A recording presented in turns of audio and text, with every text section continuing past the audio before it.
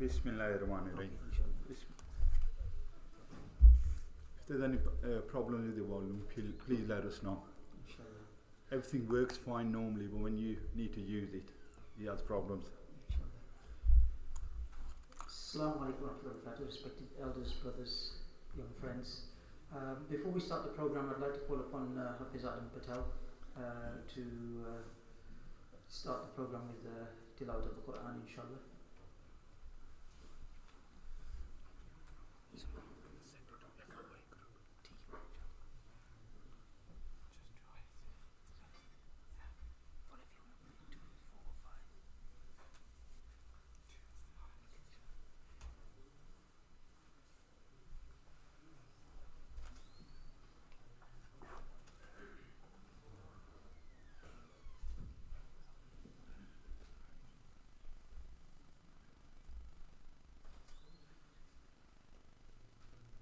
أعوذ بالله من الشيطان الرجيم.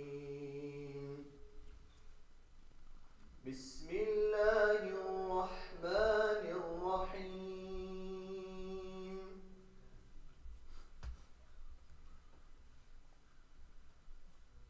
سبحان الذي أسرى بعبده ليلا من المسجد الحرام إلى المسجد الأقصى الذي باركنا حوله لنريه من آياتنا إنه هو السميع البصير.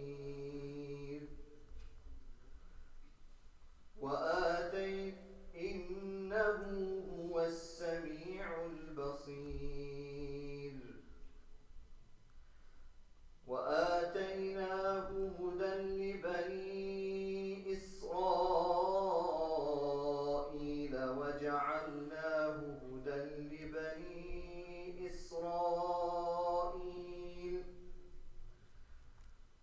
سبحان الذي أسرى بعبده ليلا من المسجد الحرام إلى المسجد الأقصى الذي باركنا حوله لنريه من آياتنا إنه هو السميع البصير.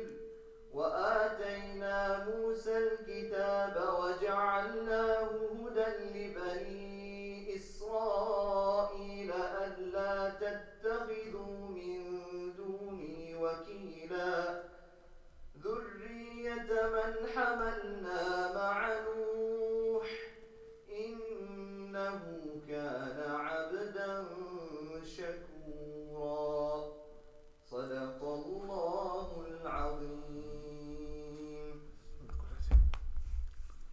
Jazakallah khairan. Bismillahir Rahmanir Rahim. Respected elders, brothers, first of all, Jazakallah khairan for taking the time out of your schedules to take a few minutes to listen to what Brother Sijaad has to say. For those of you who don't know, Brother Sijaad is, mashallah, a resident of Walsall. Alhamdulillah, he's been active on Palestinian issue for the last 20 years. Alhamdulillah, he's been to every single demonstration in London, and you'll see him at the front giving out the leaflets, bringing people's attention to the injustice that's been going on in Palestine. Alhamdulillah, it's an honor for us in Walsall to have somebody from our town, from our community on this global Sumud Flotilla. And inshallah, without further ado, I'm going to pass over to Sijaad Bhai, and inshallah he's going to talk about his experience, and then inshallah after he talks, there's going to be a time for a question and answer session as well, inshallah. أعوذ بالله من الشيطان الرجيم بسم الله الرحمن الرحيم والصلاة والسلام عليك سيدنا رسول الله وعليك وصحابك حبيب الله حبيب الله. Assalamu alaikum wa rahmatullahi wa barakatuh, my brothers. Before I start this talk, I'd just like to say what I'm going to say today, my points, my views, this, whatever words I utter, they're solely from me. Nothing to do with Masjid Al Farouq, nothing to do with the committee, or nothing to do with the ulama. I'm solely responsible for these words and whatever I speak. the other thing I like to say is, this is not about me. This is not about the global Sumud Flotilla. We've got to keep in mind, it's still about the Palestinians. We carry on talking, taking actions, right until the liberation of Palestine. We need a free Palestine. From the river to the sea, Palestine needs to be free. Please keep that in mind. I'll start off my journey. This journey is sort of somehow actually made an application last year as well, when one of the flotillas were going to leave, the boats were going to leave. It was flagged under the Turkish flag, but unfortunately that was removed and the boat didn't sail. But I wasn't selected for that boat. Allah knows best. Allah chooses you to go on these missions. I've not done anything miraculous to say, yes, I've gone, I've done this, I've done this. Allah chose me to do this. Youngsters, please remember this. Whatever actions you take, sometimes they work, sometimes they don't. But remember, if they work, it was in Allah's gave you that. You didn't do anything. And if they don't work, Allah done that because He knows He's got better for you. So I was constantly looking for the opportunity. I needed to do more. Like Brother Suleiman mentioned, we at Masjid Al Farouq, Masjid Aisha, Birchall's, all the masjid together in Walsall got together. We've been taking coaches. Every month we've taken coaches. Every protest we've taken coaches. The biggest one when we were back in 2003, we took, I think there were 14 coaches, mashallah. We all combined. Abdul Rahman is there. We've all worked together on this. All the masjids united to take coaches down for the Palestinian cause. So we've done the boycotts, we've done the protests at the factories, we've done the stalls in the street, we've done the letter writing, we've done the petition. But I needed to do more. I thought, what can I do more? So an initiative came in sort of early part of June, the global march to Gaza. This march involved flying out on the 12th. I flew out to Cairo. The plan was it was a Thursday, and the Friday the 13th we were meant to get onto coaches and 5-hour drive to Al Ashriq. From Al Ashriq we were meant to march 2 or 3 days to the Rafah border. We had an aid there, and we are meant to rally outside the Rafah border for 2 or 3 days and then put pressure on the governments to allow aid into Gaza. Unfortunately, that did not materialize because of the regime that's in Egypt. People got picked up, people got deported. It just didn't happen. It's a long story. Don't want to go down the story. Other things happened along the way. You've heard about Lee Evans, the Welsh nurse. You've seen that. I don't want to go. So on the return, the steering committee started this new initiative of the global movement to Gaza, global Sumud Flotilla. The global Sumud Flotilla comprises us from the UK as well under the banner of global movement to Gaza, and the Sumud Nusrata from the Far East, the Sumud Maghrib, the brothers that came from on the Sumud convoy that joined the march from Algeria or the northern African countries, Tunisia, etc., to head to Egypt. This initiative started. So I joined this group. I was one of, I think the first couple of minutes I joined then, there was about only 5-6 of us initially. And as the team grew, what we had to do, we had to go through an application process. I had to put an application in, basically job application, how you do a job. I did that, put my experience in, what my activism work is. I had to put my reference in. Everything was checked. I was checked, make sure I was the right person to join this group. Alhamdulillah, I joined. My role was head of finance for UK, but basically it was everyone rolled up their sleeves. We made sure that we didn't have free riders joining on. We need people that had to roll up their sleeves, and everyone had to work for this. Normally we were told this sort of campaign activity normally takes at least 8 months to prepare. Our aim was to sail before October or in this period, August, because of the weather conditions. I like to also say that this was one application process, but when I had to go on the boat, I had to fill in another application for the global to review, get interviewed. Again, they had to check I'm the right person to get on the boats. The mindset, you got to have the right, and you got to have the right reason to go, because the group, the leaders, the steering committee we're a peaceful humanitarian mission. We're taking aid to Gaza. We need to break the siege. And the mission was, we want to go there and we want to come back safely in one piece and with our full integrity attached. So they had to have the right people. As you know, in society, all sorts of people come on. So we didn't want those sort of people who would cause issues for not just for themselves, but for the rest of the group or the larger mission. I left home 26th August, headed to Barcelona. My setup was in Barcelona. There was also people in Tunisia. There was also people in Greece. They were setting up from there as well. Italy. So people went across the world literally for this to join up on the groups. Alhamdulillah, the Catalonians, the Spanish, the amazing people.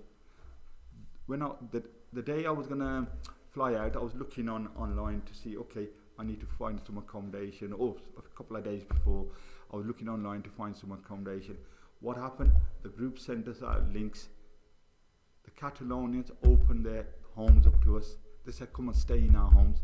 So we didn't need to go and book hotels. Alhamdulillah, they're loving people. I went to Barcelona, and those few days that I was in Barcelona, there was constant training.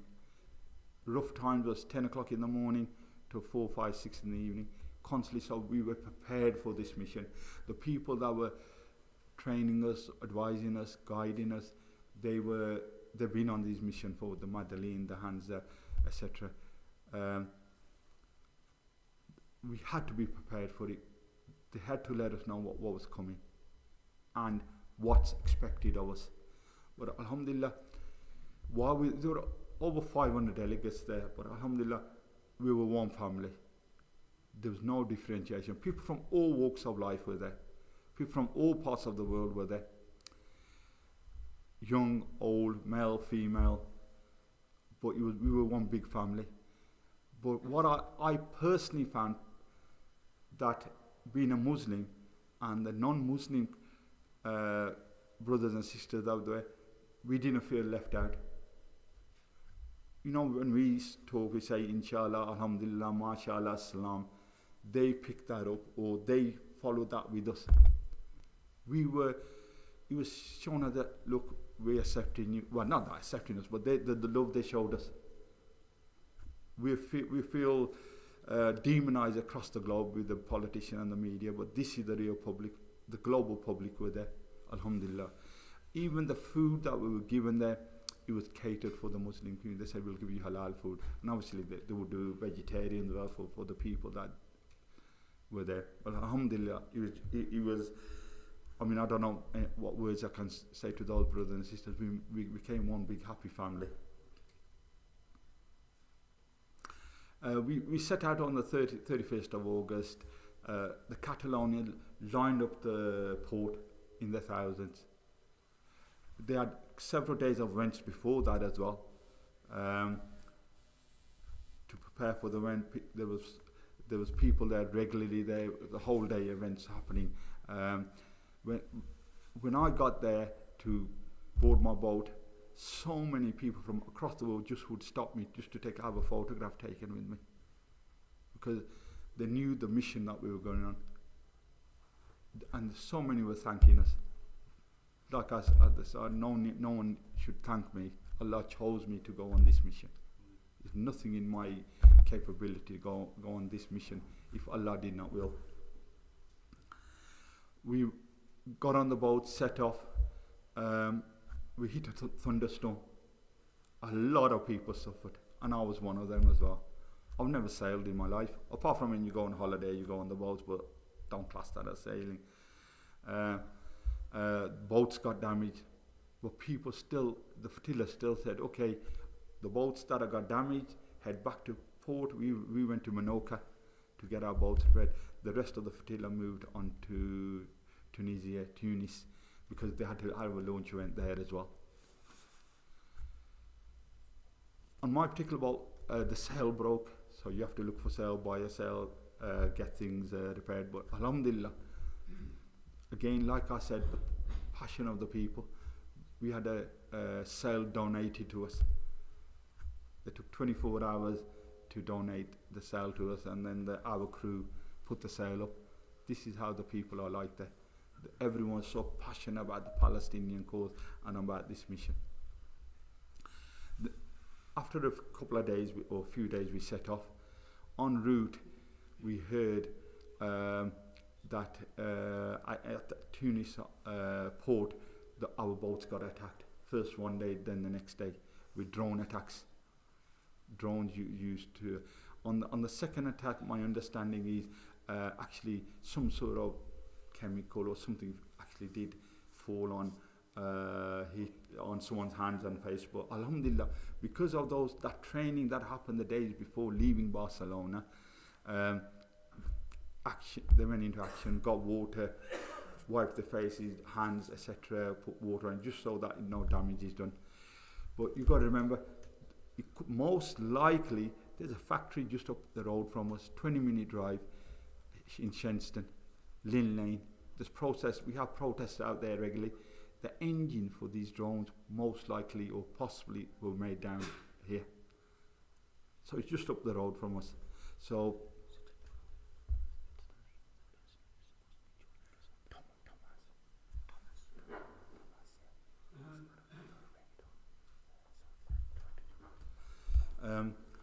so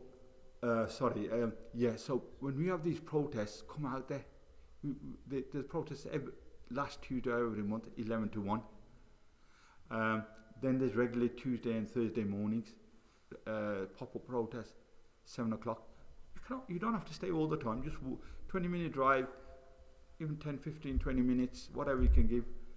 We need to show, raise our voices that we don't want this here, just up the road from us. As we were approaching Tunisia, alhamdulillah, the captain said, okay, Bizette, we'll stop here, which was a very, very good decision from our captain, because the rest of the boats would have to come back out. Bizette in northeast Tunisia, so the rest of the flotilla joined us when we were going to set off. Again, the Tunisian, alhamdulillah, they were hospitable. While we're at the port, every evening they'll be gathering up near the port, protesting for the Palestine cause. We'll go out there, meet them, photographs, discussions, talk. We'll have them with them. Again, they were offering food, drink. They gave us so many drinks so we can take on our journey as well. Then we set off. We set off to Sicily to meet up with or head that way to meet the Italian flotilla, who had 17 boats. There were over, I think, if I can remember correctly, 45, 46, 47 boats, up to 50 boats we had. The figure fluctuated due to breakdowns, repairs, etc. So alhamdulillah, we had a large flotilla. We moved from Italy to Greece. 5 or 6 boats joined us from there as well. En route from there, the flotilla was attacked by drones. We're in international waters. International waters. No one is allowed to attack you in international waters. But the Zionists, they do not play by the law. When there's a counter, they bang the drums. They were exploding. They had used drones to throw incendiary devices at the back of the boat, side of the boat, large explosions, a lot of light. Is to put fear in the public, so people return. the participants to return, but alhamdulillah, the people carried on. We're going to head to Gaza, take the aid to Gaza, because we're on a peaceful humanitarian mission. The Italians had 2 frigates sort of set off. The Spanish had 1, the Turkish had 1, but unfortunately they left us long before the Gaza borders. I don't know use any numbers, but easy 200 so 250 nautical miles, or maybe between 150 250 nautical miles. I can't remember the exact figure, nautical miles from the Gaza border. They left us. We were in international waters. They could go along with us, protect us, support us, be a safety mechanism for us, but unfortunately you know how the political world runs. We were heading to Gaza. That's when, say, approximately 80 to 100 nautical miles from Gaza shores, that's when the Israeli Navy started to attack us. The pirates, don't want to call them Navy because that seems legitimate, but no, the pirates of the sea. We were in international waters. They were using water cannons. Our boat, small boat, could only travel at about 6 nautical miles or so. Theirs could 4, 5 times, possibly 6 times more than what we could travel at. So they would circulate our boats constantly, water cannon us with the salty water. I mean, if I tell you the experience, like if you just stood under a waterfall, a gush of water hits you, you can't breathe. The salty water goes into your eyes, nose and mouth. You cannot breathe. And they would circulate us. Because at the back of our boat, we're open on 3 ends, and then the front of the boat actually goes inside where the sleeping or resting quarters are. But that's still open. But they'll hit us from behind, from the side, from front. So by the time we haven't recovered from what they've hit us from behind, they'll hit us from the right-hand side, left-hand side. We're very, very hard to. They'll move on to other boats, literally circling all the boats, constantly hitting us. The captains couldn't really move or get away because they had a huge frigate. There was some sort of boat there, because it was dark. We couldn't see. They had floodlights on there, hitting us with floodlights. So if the light's hitting you, you cannot work out what's in front of you. But alhamdulillah, the captains of many of them boats were so very, very good. They were experienced, and they had the heart of a lion. They wanted to get through. The boats, when they tried to go around the back end of the ship, it will move to block them. When they tried going around the front, it will block them that way. I would say local time, it was about 8:30, somewhere on a Wednesday evening when this action started. So they took our lead boats out. The next lead boat that came in, took that out, 3rd, 4th, 5th, 6th. Our communication blocked, so there was no communication. But alhamdulillah, for myself, other boats we got through, or our boat and other boats got through. At the end, our boat reached, say, approximately 14 nautical miles from Gaza border. Another boat, a brother and I met in Turkey, he said their boat reached 24 nautical miles from Gaza border.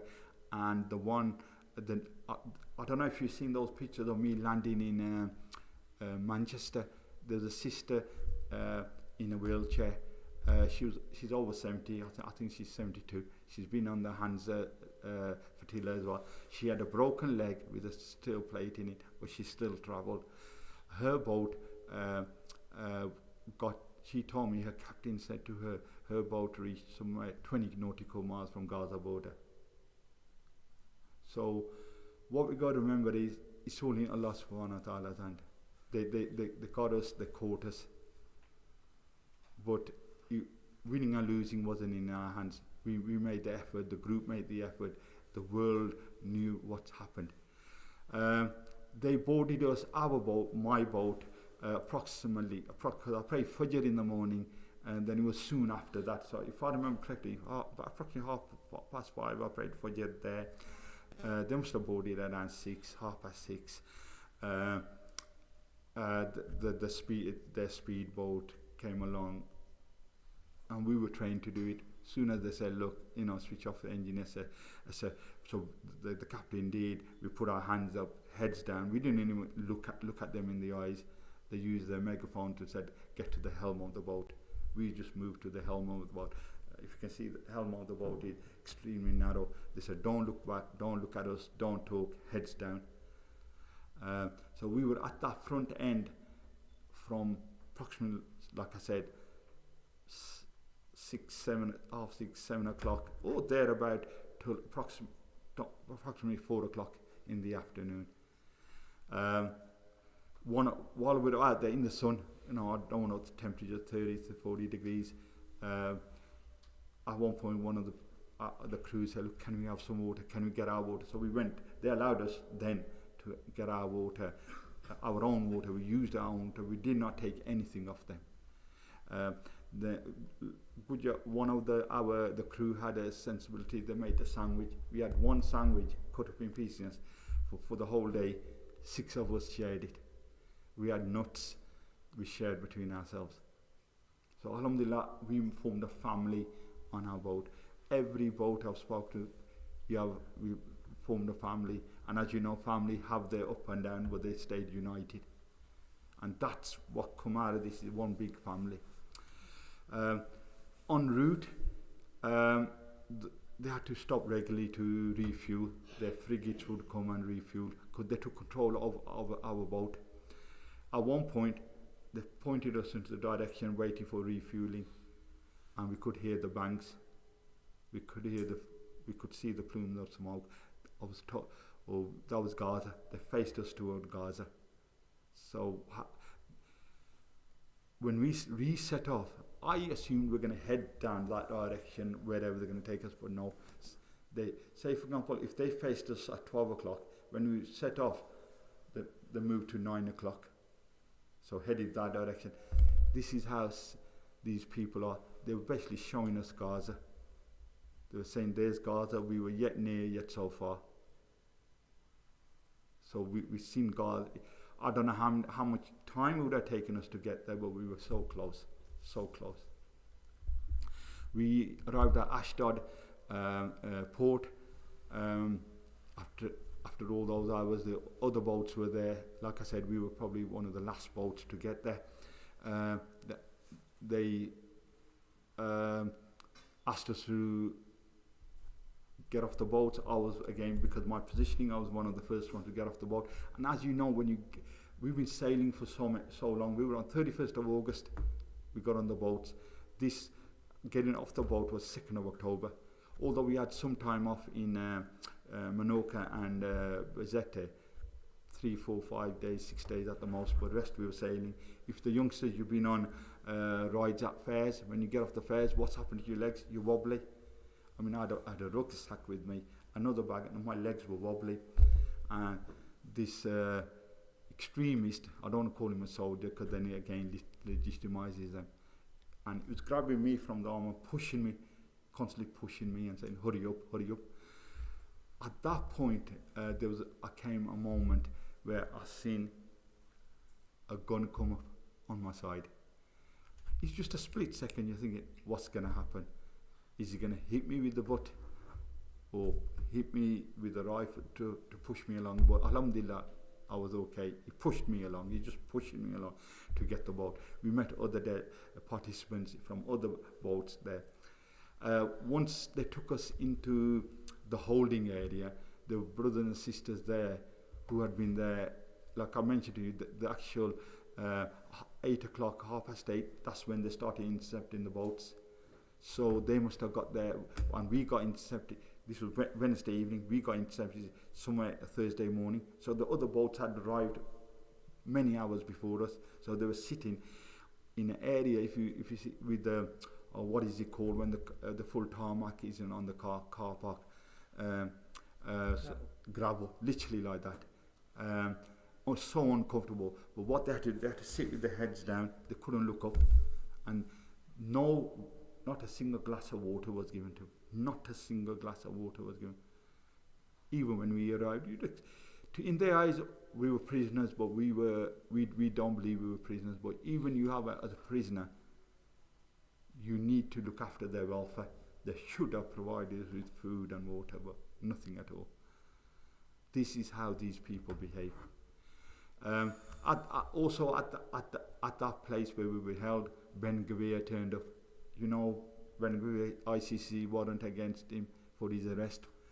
And that's where he sort of accused us of being terrorists, baby killers, rapists, and he said we're going to make sure get had for terrorism. The Western politicians, government media sell Israel as the only democracy in the Middle East, but in no democracy that should happen. It shouldn't. They sort of, if we went to trial, he's jeopardizing our trial.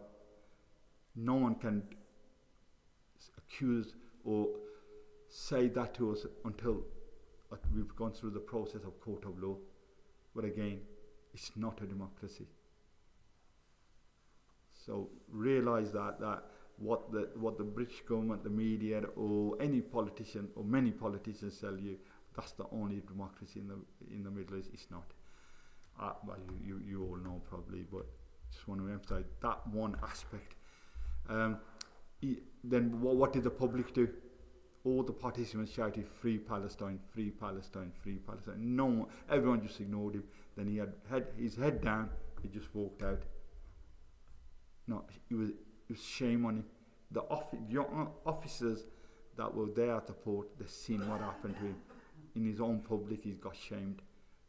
We was the so-called prisoners, that shamed him. As soon as he left, that's when the guards brought out zip ties. They tied us all up with our hands behind our back. They didn't, like I said to you before, there's people of all ages there, male and female, above 70. I believe the person I met, the oldest person, was probably close to 80 years old. But they zip tied everyone. They didn't care who you are. Some of the people, they zip tied so tight that their hands and arms were getting numb for the blood circulation. Then after a while, they started getting up to these officers and saying, "Look, please, loosen them up." This is how they treated us. We went through the processing area. Again, nothing better happened. No water, pushing, shoving, the abuse you get.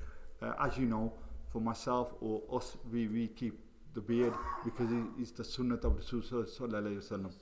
I personally kept my beard because when I used to work in London back in the 1990s, and a brother used to come to them on the Friday. We only used to have Friday as dress down days though. Nowadays everyone goes in casual, and he used to wear the full traditional dress, the imama and he said to me, "Brother, at the time of Jaliyah, if you revive a sunnah of Rasul sallallahu alaihi wasallam, it's like being a martyr."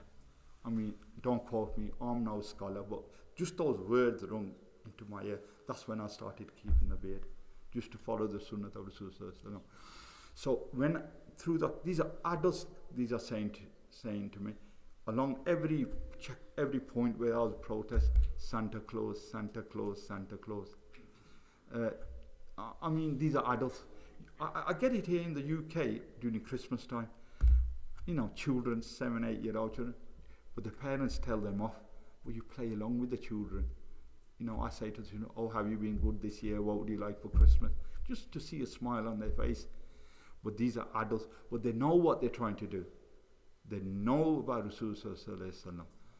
This is what they wanted to insult us with. They're insulting the beard. Who am I? I'm no one. But the beard of Rasul sallallahu alaihi wasallam is so important. This is what we're recognized by. So everywhere process, pushing, shoving. If you get arrested, what happened? You have a right to a lawyer straight away. We weren't. I had the number of my lawyers in my passport. They asked me, "What's this piece of paper?" I said, "The number of my lawyers." Just got the paper and just threw it away. The last point I got to was the immigration point. This is when the questioning happened. I wanted to sign documents. I said, "I'm not going to sign anything. I need to have my lawyer." They said, "Where's your lawyer?" I said, "They've taken the details off me, so how am I meant to ring or ask someone to ring?" But luckily, the lawyer found me. We went through the process. She helped me, guided me, so we got through. We were handed over to the prison authorities. Nothing different there. They're the same people. They drink from the same glass of water, eat from the same pot. Their mentality is the same. We were put on a prison van, metal van, is all armed, and we were taken to Kitzoy prison. I was told that it's closer to Egyptian border than the Tel Aviv. We went through I was told we travelled through the Negev desert, and as you know, the deserts are cold at night. And these lovely drivers of this van, what they did, they put air conditioning on for us. I mean, we only had t-shirts on and tracksuit, and we were shivering. It's not just air conditioning on just above each seat. They had blowing it from the sides as well. Fans blowing cold air onto us, and we were cold, so we were just huddled up. And it's a form of torture. They were torturing us. We got early morning. We arrived at the prison early morning. Our other partisans were already there. They held us in a caged area, like how you would have chickens in a caged area, the mesh, that sort of type you was held. There was one toilet between, must have been 100 of us there, 150. Absolutely filthy, and no water, no running water at all. They took us few out at a time. That's the first time we got fresh pair of clothes, the prison clothes. They took us for a medical. It was no medical. Normally when you have a medical, they check your eyes, heartbeat, blood pressure, blood tests, urine tests, but nothing happened. It was just a tick box exercise. When we went into they took our cells area, same thing. I was probably one of the first to enter my cell. There was 4 bunk beds, so 8 beds, 1 toilet in there. Again, asking for water, no water was given. We were told to drink the water with the tap linked in the bath, in the toilet area, but we didn't want to risk it. We didn't know what type of water how clean that water was. If we got problems there, we would have suffered. If that water was so clean, why weren't they drinking it? They had cases of water, 300ml bottles of water, 330. They were drinking fresh water. Why can't they drink from the same water? Or they wouldn't provide us with any water at all. A brother, any look, is he Thomas? I don't. Sorry for this. This next bit I wanted to. Okay, we'll just carry on, and then I'll bring. If you remind me, brother, I'll talk about this. There's an incident that happened, or a brother I met there that I want to sort of explain about. At nights, they would regularly wake us up. Just before going to bed, they'll come in with fully armoured police, with one person doing a roll call. Then in the middle of the night, they'll wake us up again, make us stand up by our beds and do a roll call again. Or they'll just walking past our door, they'll open the shutter up and just shout a name out. In my cell, initial cell, there were 2 brothers from Turkey, 1 from Sweden, 1 from Malaysia, 2 from Italy, 1 from Spain, and 1 from the US. The US guy was a special forces guy, 35-year-old. But they'll shout an Arabic name out, and it's just to wake us up. And suddenly we'll wake up and we'll answer that there's no one of that name here. But they knew who was in the cell, but it's just sleep deprivation. At night especially, we didn't know what time it was. Even during the night, sometimes they'll come in, wake us up and say, pick up your things. It's mental torture. We're thinking, we're being released. What they'll do is they'll move us to another cell. Or then after we slept there, they get us up again. They'll just move us to another cell. The last time it happened, on the Saturday morning when they were going to release us, the brother, when they said, don't leave your things, the brother said, don't leave your things, take them with you. They're constantly lying. I'll start off from this point again, continue, but I'll go back to how the treatment was. I was taken to a point in a room, a metal sort of room again, a little cabin. There was a person sitting there with a coat on, a black coat and a computer, and he happened to be a judge. And and it was my trial, and there was another person next to me. We were having a trial, and thinking again, in any so-called democracy, they're meant to be the only democracy in the Middle East. In a democracy, everyone who enters court is entitled to a lawyer. We were not given a lawyer. We couldn't, how can we answer our charges without lawyer present explaining us the law? The judge just carried on with his questioning. We said, look, we were told to ask for immediate release. They tried to, the line of questioning was wanted to deport us. If we got deported, then it'll be on our records. Then entering other countries would have been difficult, but we said we want immediate release, and we're entitled to immediate release because we were abducted from international waters. We're on a peaceful humanitarian mission. The judge carried on typing away. I don't know what he was writing. He was asking another question. If we're not answering the question, I don't know what he's typing away. But he did eventually say to me, okay, I'll speak to someone and you'll have a lawyer present. I was taken back into the cells. A few hours later, I was called back out. This time, with me, there was 4 other people in front of in front of a judge. It was a female judge. I seen a lawyer come up. I asked her, "Are you Adala?" We had a Adala lawyer. She goes, "Yes." Looked at my name. She found my name. I said, "Look." She said, "Yeah, I can represent you." Her and the judge were talking, but a couple of plain clothes people came in. Because I'd been there in the morning already, they started saying, they were talking in Arabic, Hebrew languages, what I couldn't make out. "Oh, he's already been here. You cannot hear him again." The pressing in the judge, and the judge had a smile on her face, so she could speak good English. She said, "Oh, they're saying you've already been here. Do you like coming seeing us?" Just a bit of banter. They would not let my lawyer speak. The lawyer, looking at the judge's face, she was happy to hear my case. The lawyer was fine, but the plain clothes people wouldn't allow it to happen. Then the lawyer said to me, "Okay, we're going to speak to the judges collectively to represent the whole group." This was on a Friday. Friday afternoon, I was also taken to meet the consulate staff. There was a young person. He must have been in his 30s, and there's a Palestinian sister who was working for the consulate. That time they got me the glasses of water. They went through the whole questioning, how are you treated, etc. So we went through basically what I've just told you. I repeated everything there. They got me water. I'm not sure what the procedure is really when you deal with the consular staff, or what the etiquettes are, but etiquettes or mannerism are very important. If my time was up, when they approached the consular staff to finish the talk, no one would say, "Excuse me, sir, madam, your time is up, you finish." No, they didn't do that.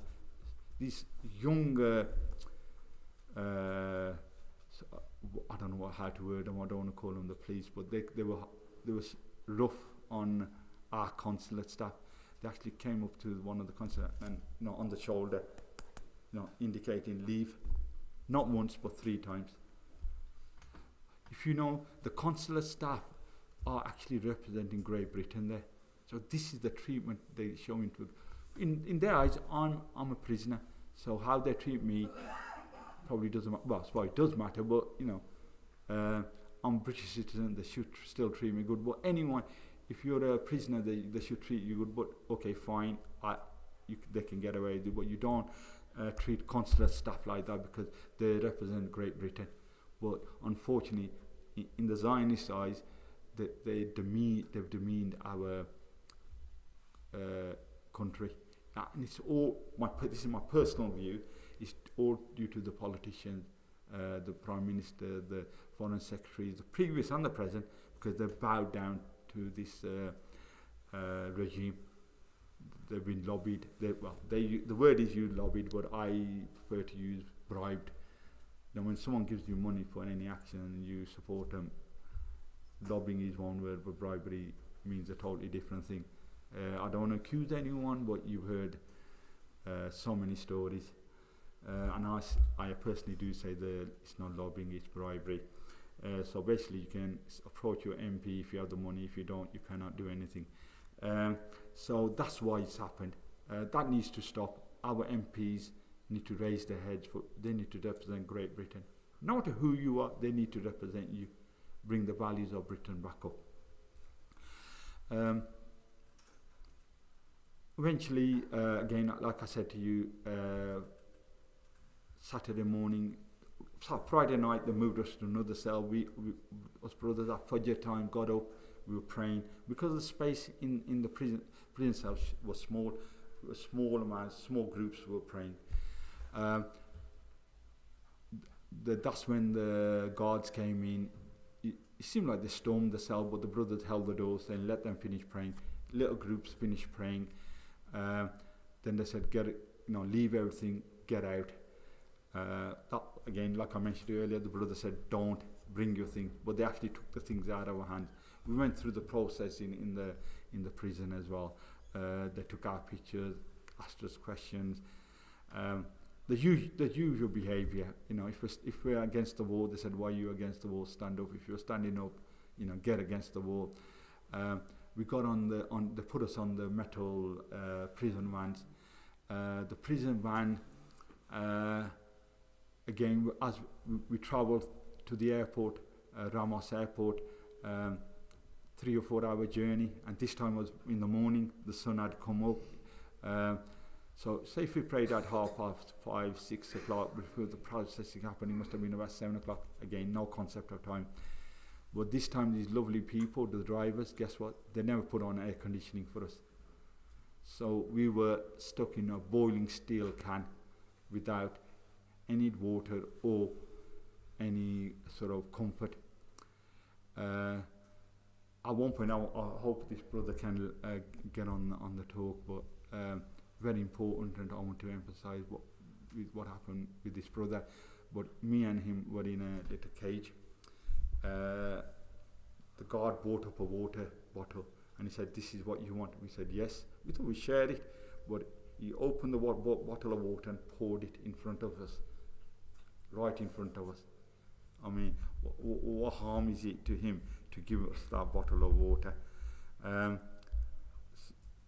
Sorry, I'm just seeing if he's linked on. Okay. We carried on. We arrived at the airport after 3-4 hours. It was things were less. They were a little calmer there. There was hardly anyone there. I'm not sure if they even used the airport. They didn't see any civilians. Seen one person with the camera, and obviously they had the security there. Took us through the airport and onto the plane. And the Turkish people provided us with that plane. They came to pick us up, alhamdulillah. When we got on that plane, we had so much water. We had so much water, believe me. They provided us with bottles of water. Bottles were going down the plane. I think were there 120, 140 around participants that were on that plane. I was one of the first group to get on. So alhamdulillah, they provided us with so much water. The hospitality of the people of Turkey was unbelievable. They took us to Turkey. When we landed, they provided us with clothes as well. There was clothes offered by the Zionists, and they offered us them clothes. Look, they said, giving you these clothes, but no one wanted their clothes. And the Turkish people said, we've got clothes for you as well. The Turkish delegation was there. The Turkish authorities were there. So, as you know, I got a jacket, a label. I didn't know. I just got it. I just wore it.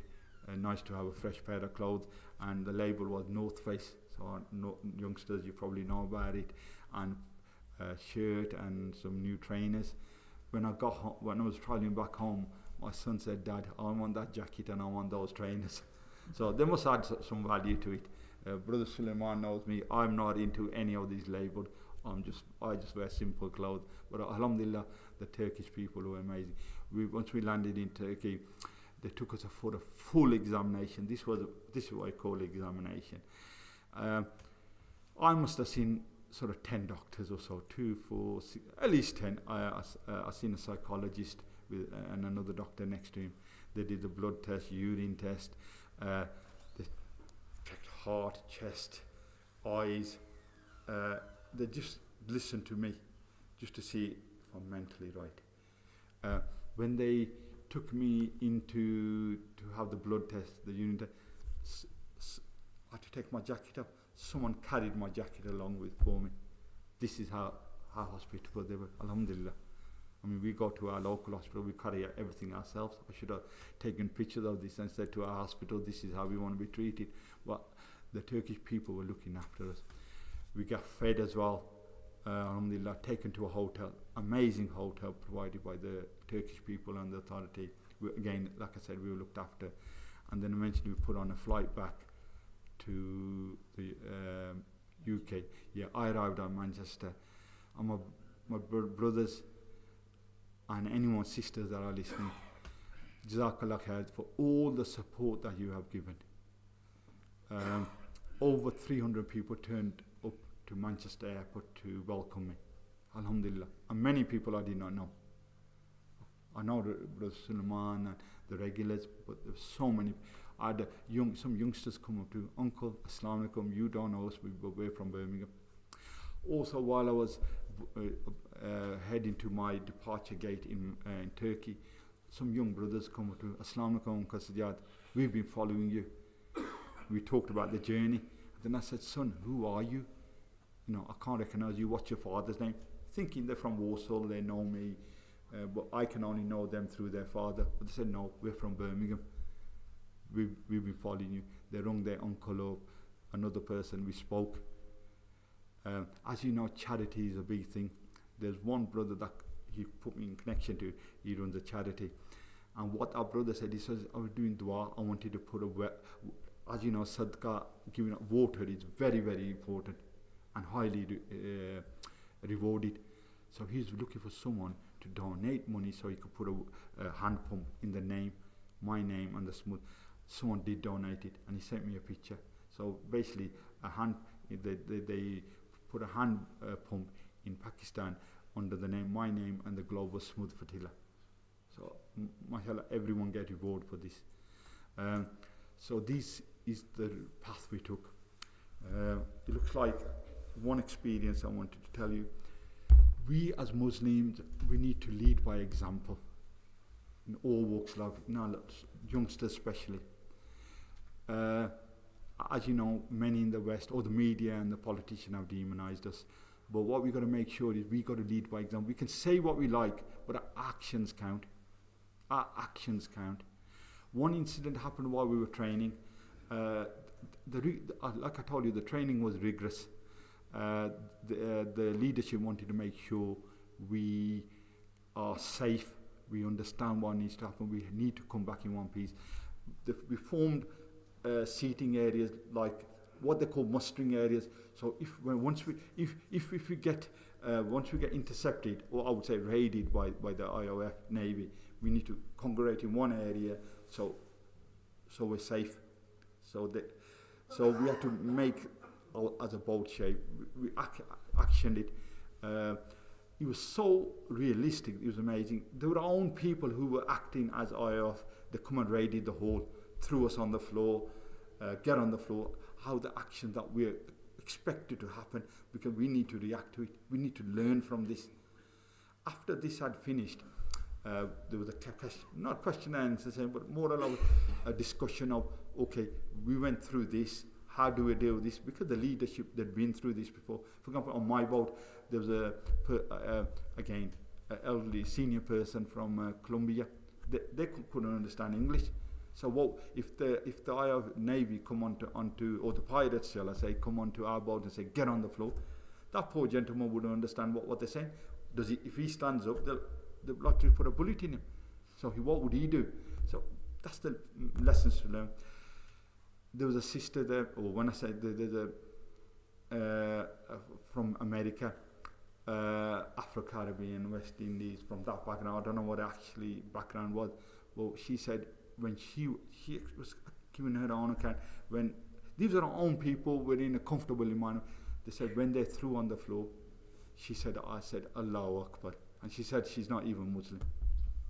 So like I said to you, these brothers and sisters that we met across the globe, you know, you got to win people's heart. These people are lovely. They're probably naturally lovely, not labeling them anything at all. So we got to work. Our behaviour's got to improve. We need to make sure of how can we correct ourselves. Although alhamdulillah we follow the steps of Rasulullah, we should always question ourselves as well. Unfortunately we haven't been able to. The brother or the commitment, there's a brother in the cell that came in, an Italian brother, the captain. So with the captains, all captains, I believe, because they had to stay on the helm. While we were hit with water cannons, they stayed at the helm, controlling the boat. So whereas someone like myself, the swim, we could run into the cabin to get away from it, come back out or whatever. But the captain had to control the boat. The crew had to control the boat. They were the real people.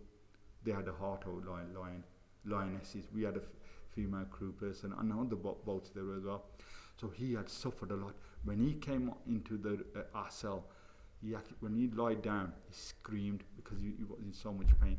Don't forget, he's out at sea, travelling in the same metal container that I travelled in, and the treatment that you get into the cell.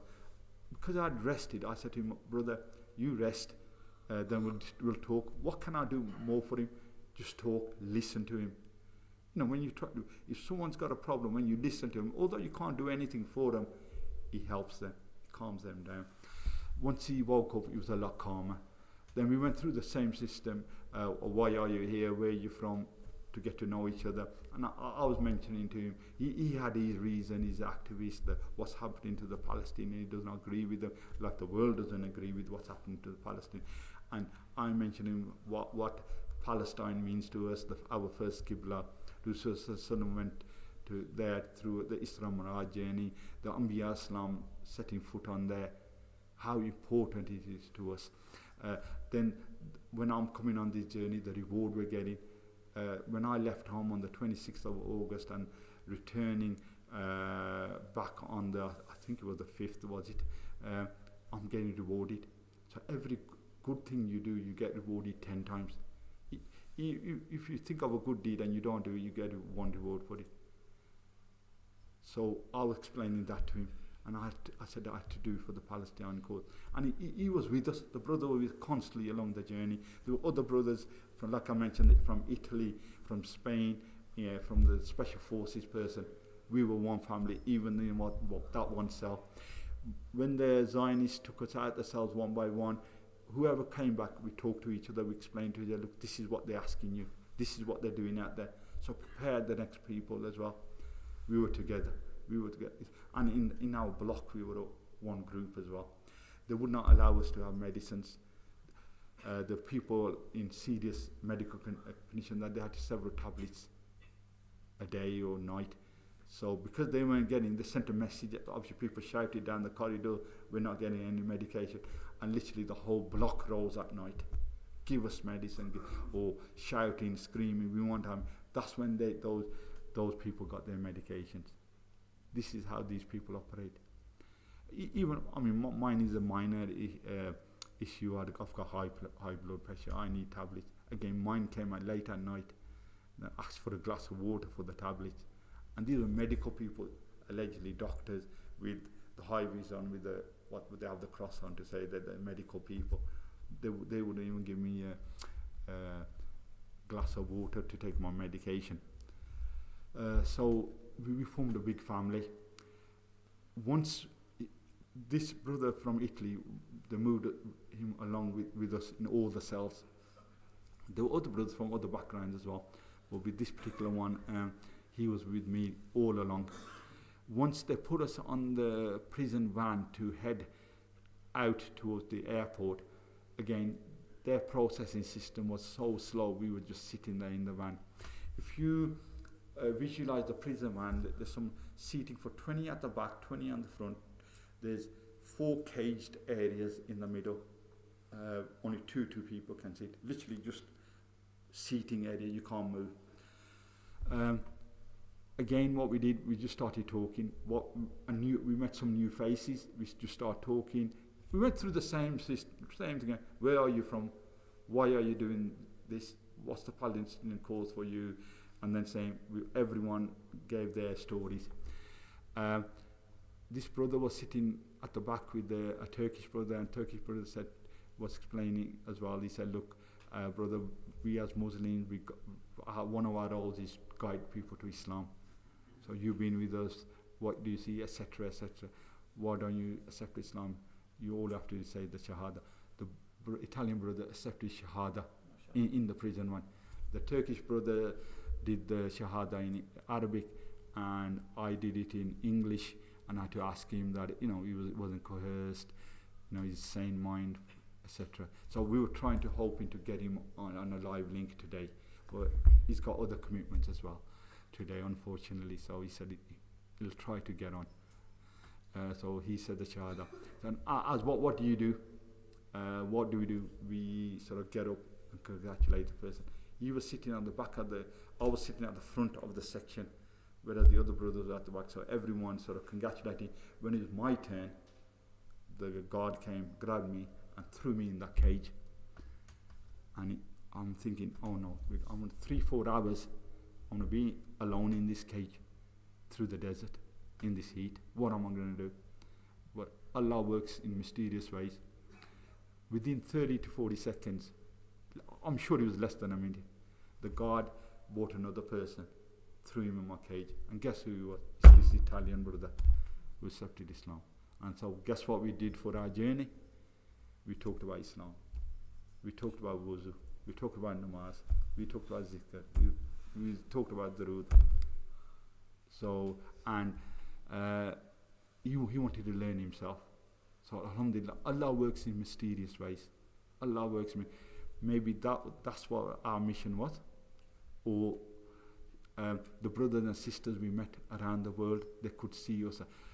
I think the brothers and sisters that we met from across the world, they knew who we were. But maybe that to show these are the Muslims. When I actually landed here, I found out, like we took aid. Maybe the aid in my boat was for the guards, and it was for 1 day, 1 week, 1 month, at most. But Allah works in mysterious ways. The Navy, or the pirates, shall I say, Israeli pirates, they block the Gazans from going out to sea to fish. But because they had to attack us, or they decided to attack us, they left their posts to attack us. So what happened? It gave the Gazans the opportunity to fish out to sea. And the deeper you go out to sea, you catch more fish. So when I got back into the UK, I was shown videos of Gazans fishing, nets full of fish. So that was one. How many times have they caught the fish, and how many tens or hundreds of Gazans went out to fish? So remember, youngsters, rizq is in Allah's hands. What I had in my boat, that wasn't their rizq. And I shouldn't have a chip on my shoulder either to say, oh, I'm going to feed the Gazans, or the brothers and sisters from across Walsall and the UK who donated, who gave me money and said, take aid to Gaza. We cannot feed anyone. Their rizq was what Allah provided. Allah provides us with rizq. That was the fishes. So throughout life, don't worry, Allah will give you rizq, youngsters. Always remember, stay on the right path, and Allah subhanahu wa ta'ala will be there for you. Jazakallah khair for listening. If I've made any mistakes, please forgive me. And if anyone wants to have any questions, I'm available for any questions. Jazakallah khairan, Sijaad bhai, for that enlightening story of resilience, suffering. I suppose it gave you just a small inkling of what the Palestinians have to go through on a daily basis. I think I summarised a few of the points, and before we open into the questions, I think it's important to recognise that it was a flotilla that was taking aid, yes, humanitarian aid, to the Palestinians. You were attacked and abducted in international waters, yes, which is illegal under international law. They were behaving like pirates. This is a war crime. obviously once you were in their custody, you were under psychological Yeah. warfare, mind games, you were abused, mistreated. In effect, you had no rights, there was no law, there was law of the jungle, there was no justice. And I suppose you saw firsthand the inhumanity of the occupation, and also the lack of government action as a British citizen of our government. But I think that strengthens the resolve to do much more than what we've been doing, and this is a question to all of us here. MashaAllah, I've known Sijaad to be active for at least the last 20 years, alhamdulillah. He's been active longer than that. He's been on every demonstration, he boycotts, etc. But he felt he wasn't doing enough. But the question we've got to ask ourselves is, are we doing enough? When the day of Qiyamah comes tomorrow, and Allah's asking us, are we going to be able to answer that question correctly? That's why it's really important that we do as much as we can, and whatever we're doing is not enough for the liberation of our brothers and sisters in Palestine, but also for the liberation of Masjid Al-Aqsa, that place where Hussain, when he prayed, that land that Allah tells us in the Quran is blessed, the place where Allah SWT took our beloved Nabi Sallallahu Alaihi Wasallam to Isra and Miraj, the place, the only place on earth where 124,000 plus prophets and messengers prayed Salah behind our beloved Nabi Sallallahu Alaihi Wasallam, the place where all of the prophets have been, alhamdulillah. The first Qibla, the third holy site in Islam. Are we doing enough? Because every single day there is attacks on Masjid Al-Aqsa now, it's been normalized. So, as a question to ourselves, we're going to open the floor up for questions and answers. I suppose the first question, Sijaad, is, what does Sumud mean in Arabic, the Sumud Flotilla, and how many nationalities were on the flotilla? Okay. You know, it's a wonderful thing. You know the meaning, but soon as or anything, you know it. But it was translated. I'm trying to think. I'm on top of my head. Sorry. Hopefully it'll come through, and I'll explain. You explained to it. There were over 40 nationalities. I met people, Colombia, South American countries. Like I said, the US, met people from US, Far East, Africa, Middle East, Europe, people across the world we met. That's what I said. Old, young, I don't want to use the word old, sorry, senior, young people, male, female, sisters with hijab, sisters without hijab. It was across the world we met people. I'd just like to emphasize what Brother Salman mentioned. What we got treated, it's nothing compared to what the Palestinians are going through. There's thousands of Palestinian children in prison, thousands of sisters in prison, and you know, I don't want to mention on here, but you know what happens to them in those prisons. You've seen the videos. Okay, male is a male, but you don't treat females and children, and they don't differentiate who that person is. So what happened to is minuscule, and the voice that was raised for myself, and for the Flotilla, just for being held for a couple of days from the UK. Palestinians have been suffering for 77 years. So we need to carry on raising the voice for Palestinians. We need to carry on. My wife, several emails went to our MP, but nothing was actioned. But when we got abducted, the whole team, the FOA team, the Walsall Cobra team, the locals, just went into action. They had an event in the park, Arboretum Park. They marched into town. Emails went up, but these emails from nationally went off. People were talking to their friends wherever they were, and other people, delegates that went from the UK, our land-based team. We had support from the land-based, so it's not just us.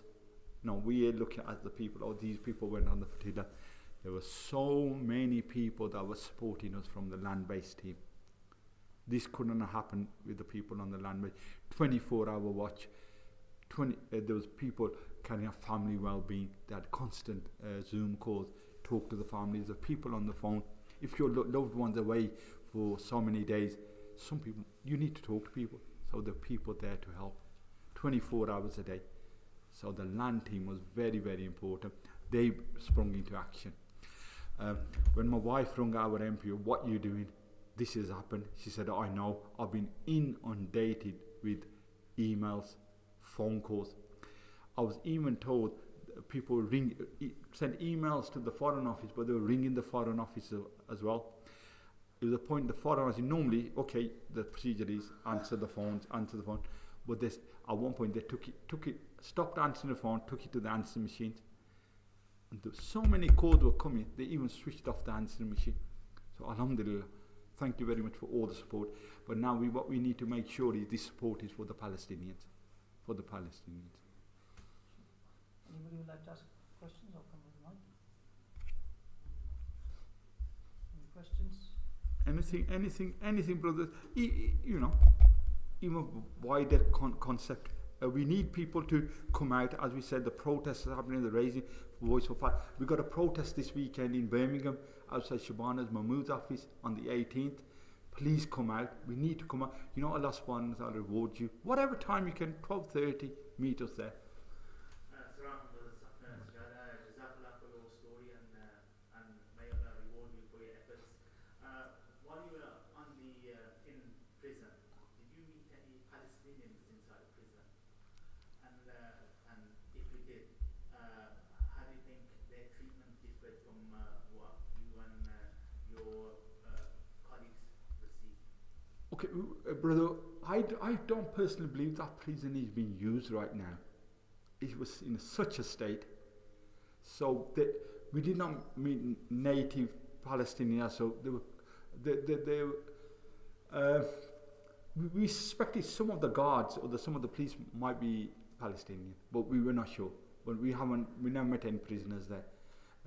And he's, like I said, in the desert. And most likely they probably use that prison for when they raid hundreds and hundreds of homes to pick up the Palestinians. So they need, if the other prisons are full, or even because it's in the desert, if they want to really punish some people, they take them there.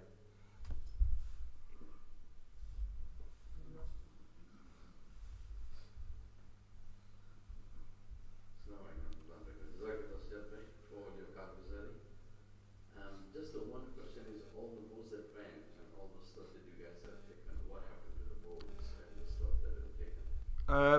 Brother, they kept everything. They were going to say they were going to sink the boats, or so I'm not sure what the process the leadership's going to do, how they're going to go down the route, what legal route they're going to take to take a recovery. So we've just coming back, so we're trying to so regroup, rest. I'm sure the leadership team are planning something to what necessary actions they need to take. So hopefully for the best, they get returned to us. But those people, they don't follow any rules or regulations or principles. Does that apply to your belongings as well? Oh yes. They've taken everything from us, even our belongings. They've taken over the whole country. So my little belongings, they don't bother. So yeah, they've taken our belongings, or they've sent some belongings, but we don't know. Like for example, in Turkey, some belongings came. We don't know whose belonging it is. So literally, they weren't bothered. I think if they have given, mine probably gone over all the way out to Colombia, and Colombians gone to Malaysia. So they're not bothered. So we don't expect anything. I took a whole rucksack, so I must have had at least 8 change of clothes, my masala, other things in there, medications, etc. And another bag, and all of it's gone. All I came back with is one head torch, because we need it at night, and one pen torch.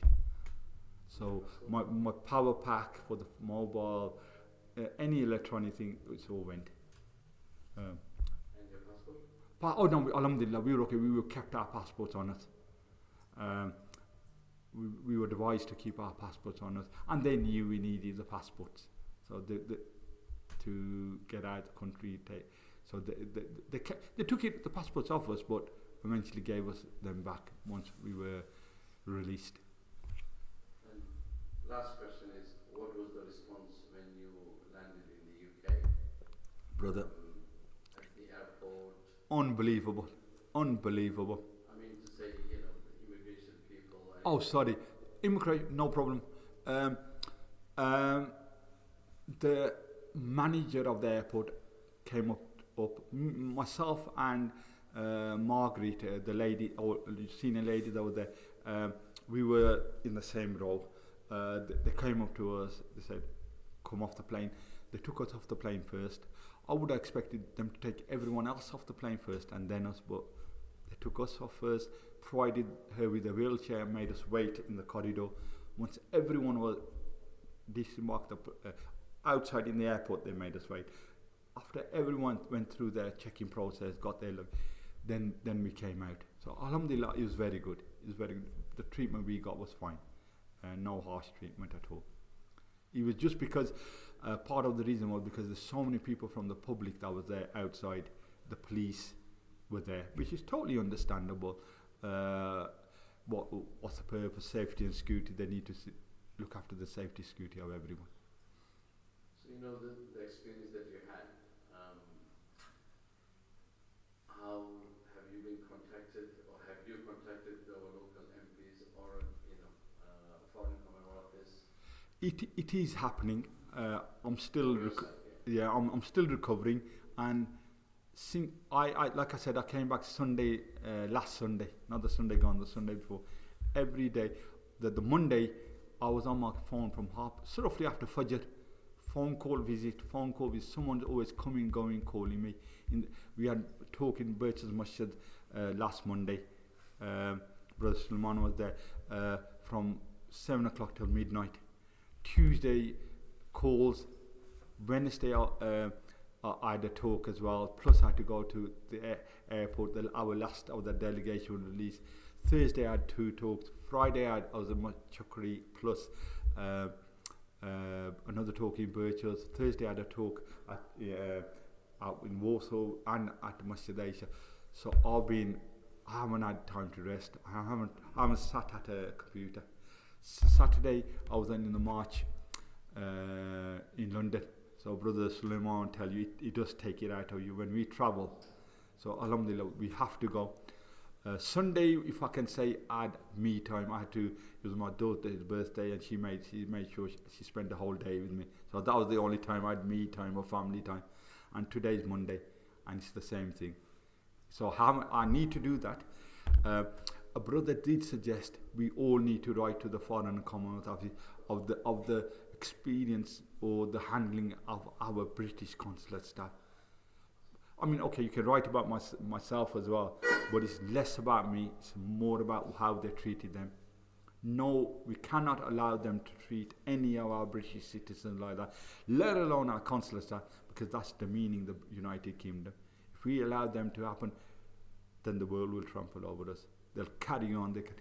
However, whatever the behaviour of our Prime Minister, the Foreign Office or Foreign Secretary, the MPs, they can bow down as much as they can. But we've got to make sure the people of the United Kingdom raise their head and keep their heads raised. If we do not value ourselves, no one will value us. So we need to keep our heads up high. So please try writing to the Foreign Office. Just couple of sentences. You've heard this from myself. My name is Sijaad Hussain. Brother Sulaiman got my details. You can put my name down. I was held by the Israeli regime. They abducted me on the 2nd of October, released me on 2nd, 3rd, 4th October. It was a Friday afternoon, which works out the 3rd October when this incident happened with our consulate staff. Mention that. And if they, if anything, I'm asking you, I'm telling you all this. So I'm responsible for everything. So please do write to them. Just a couple of, say you're not happy with the treatment of our staff. Simple thing. Just send it off to the Foreign Office. Exactly. Lastly, what the government is going to do. But if the government doesn't listen, what is the next step that we could Can we go as far as UN? The UN. Yeah. You've seen what the UN have done. It's Western tool, the imperialist tool. With Russia, rightly so, they put sanctions on, whatever, arrest warrants, X, Y, Z. But what have they done with this regime? Nothing's happened. We carry on what we can do. On a larger scale, our steering committee will be discussing what our next move are. Keep your eyes open. We need the numbers. For example, just what we did here, we went on the Flotilla, we got on the boat. That's not for everyone. And there were over 26, I've been told when I came back here, someone told me they read online that there were over 26,000 applications. So when we have a meeting, we've got to discuss what the numbers are, but no idea. But if that's many, not everyone can get on a boat. Everyone can fly out to Cairo to march to Gaza. We need support on land. The land team were amazing. People, security watches. There were people doing 6-7 hour security watches, so you can share security watches. You can talk to families. You can talk whatever helps needed. HR, law, finance. People had to come back. We had to sort of purchase their tickets, pay for their accommodation. If someone's stuck in a country, try to get support to them. You know, if you got capability, okay, I'm not the type of person to travel on a boat, but this is the route the boat's going to travel. I can go. I've got 1 week off. I'll go to this. For example, if I set off from Barcelona, if someone had time, they said, okay, I'll go and help at Barcelona for a week. Oh, then they're going to go to Tunisia. Someone said, okay, I'll go there and help them. Or then the next route is going to be towards Italy or Greece. Oh, I can go there. Let's spend time there. If someone needs my help, I've got a week off. If someone needs my help, I'll be there helping them. But if not, take it as a little break and then come back. So whatever you can do, whatever background you are, IT, finance, doctors, whatever, even no background at all. Only if someone needs help, you're there for them. You listen to them. Just listen to. That helps. Believe me, when you're in that situation, you want someone to listen to you, someone to talk, and that's a big help. You become one family. You become partners. Jazakallah khair. Any questions from the youngsters? Anything? Because he always after the talk, brother, I wanted to ask this, but because of the people, do not be shy, and never think that it's a silly question. It's going to be there's never a silly question. The silly question is the one that's never been asked. Always, if you come to mind, just for your own self, you need to ask. And Sumud meant steadfastness. I had to Google it, but anyway. So any question, youngsters, anyone? One point I want to expand upon. We talk about taking it to the UN. I think what we need to do is focus on what we can do every day in our lives. Alhamdulillah, as Muslims, we know dua is the weapon of the believer.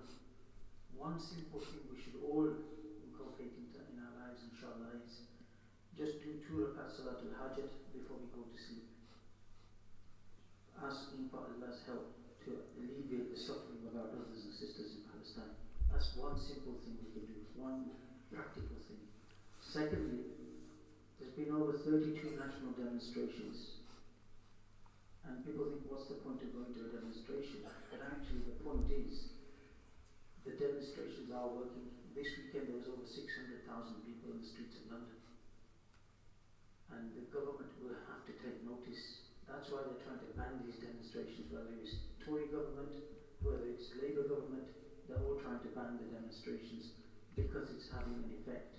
Because the average person on the street, who 2 years ago was very much pro-Israeli, is now pro-Palestinian.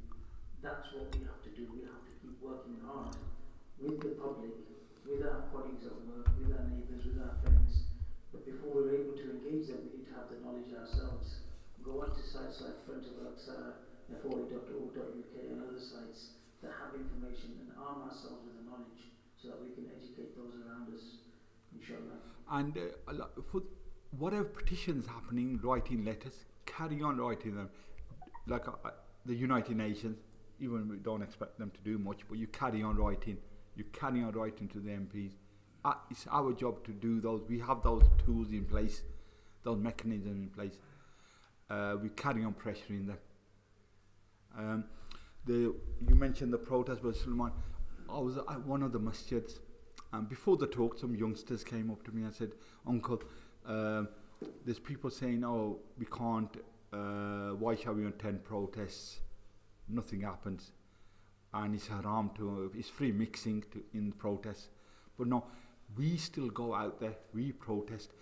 I think this weekend there was over 600,000. Mashallah, over 600,000 people at the protest.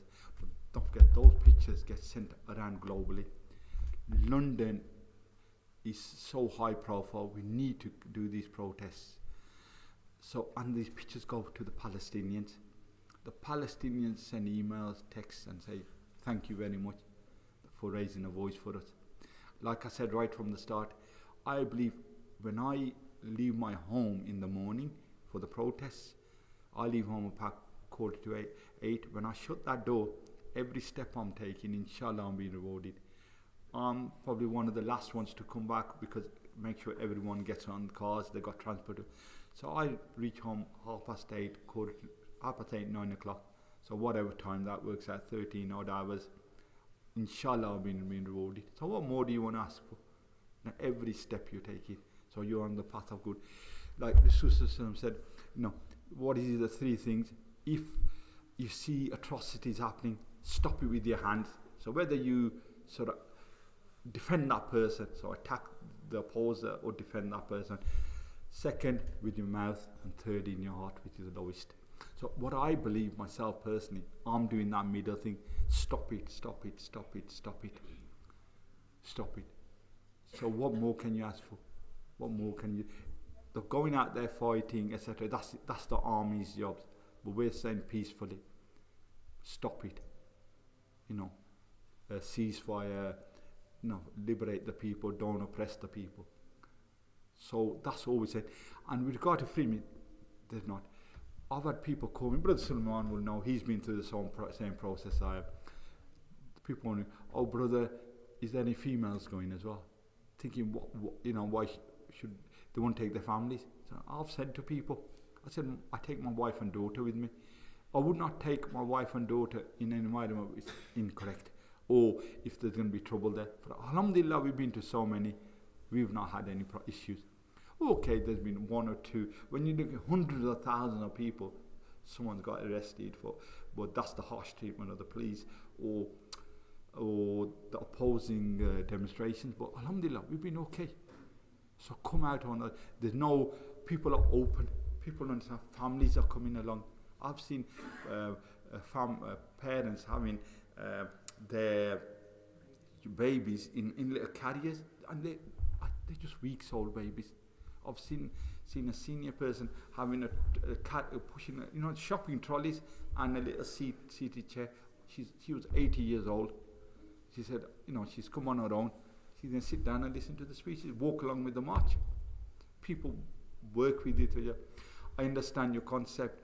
There's no free mixing as term. The free mixing that happens in late at nights. There's nothing like that. We talk to people, mashallah. People talk to us, where you're from, what you're doing, etc. But not the mixing that happens, alhamdulillah. But we're raising a voice for Palestine. There's all walks of life, people out there, and we need to carry on. And these,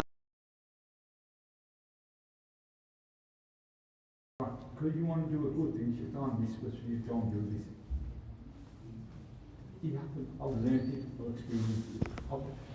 I've done collections for masjid, and I'm standing in the entrance. People know me. They just walk past me. Then when I raise the voice to say I'm collecting, it's driving the car, people come back. So Shaitan has deafened them for the cause. then they come back and give money. So you got to think what action you're taking. Is it good, bad? Do you want to do it hidden? Then it's wrong. Or do you want to do it in public? Then inshallah, most times, it's good action. So please think. Speak to Brother Sumud for the coaches. Yeah, do. Before we finish, just a reminder of before we finish, just a reminder of a program on Saturday, Insh'Allah, in the masjid. We've got the HIFZ completion ceremony. I think we've got 5 Hufaz who have completed the HIFZ. So just a reminder that program, Insh'Allah, will be after Asr on Saturday. So Asr is at 4:45. Inshallah, for Asr Salah, and the program will go from Asr to Maghrib. All brothers are encouraged to attend that, inshallah. It's a blessed gathering of the completion of our Hufaz from the masjid. Inshallah, I'd like to call upon Maulana to do the dua, inshallah, to close the program. And before the dua, I'd like to again thank Brother Sijaad for his efforts, for his words of encouragement, his words of enlightenment. And we pray Allah subhanahu wa ta'ala accept your efforts and inshallah make it a means of acceptance for you, and he gives us the motivation to do more, inshallah.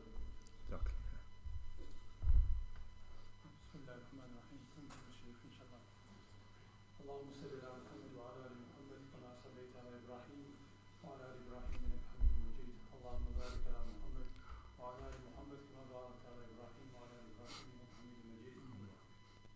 الف لام ميم الله لا اله الا هو الحي القيوم وعنت الوجوه للحي القيوم لا اله الا انت سبحانك لا اله الا انت سبحانك انا كنا من الظالمين. يا احد الصمد الذي لم يلد ولم يولد ولم يكن له كفوا احد. يا ارحم الراحمين يا ارحم الراحمين. ظلمنا انفسنا وان لم تغفر لنا وترحمنا لنكونن من الخاسرين. يا حي يا قيوم يا حي يا قيوم برحمتك نستغيث. يا حي يا قيوم برحمتك نستغيث. يا حي يا قيوم برحمتك نستغيث. نستغفرك ربنا ونسألك التوبة واصلح لنا شأننا كله ولا تكلنا إلى نفوسنا تكلنا إلى ضعف وعورة وذنب وخطيئة. اللهم لا سهل إلا ما جعلته سهلا وأنت تجعل الحزن سهلا إذا شئت.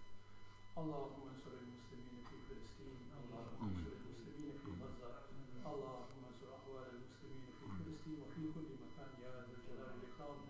اللهم احفظ مسجد الأقصى. اللهم احفظ مسجد الأقصى. اللهم احفظ مسجد الأقصى.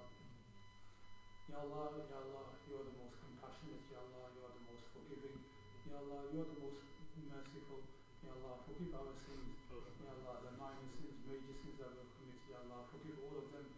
Ya Allah, our brother Sijaad, you have said his story. Ya Allah, accept his sacrifice. Ya Allah, all those who have gone and sacrificed their life, their wealth, and going to help our Palestinian brothers and sisters. Ya Allah, accept their sacrifice. Ya Allah, make their sacrifice the means of freedom for our Palestinian brothers and sisters. Ya Allah, make it easy for them. Ya Allah, give them victory over their oppressors. Ya Allah, we trust you in everything. Ya Allah, our Palestinian brothers and sisters, what they showed us is what true Iman is. Ya Allah, what we've heard from their mouths is Ya Allah, Hasbunallah wa ni'mal wakeel, ni'mal mawla wa ni'mal nasir. Ya Allah, we thought that we knew what Iman is, but we've seen from our Palestinian brothers and sisters, even the youngsters, Ya Allah, we've seen from them what real Iman is. Ya Allah, make it easy for them. Ya Allah, give them victory over the oppressors. Ya Allah, accept everyone's sacrifice. Ya Allah, keep us steadfast on deen. Ya Allah, keep us steadfast on Iman. Ya Allah, accept this dua of ours.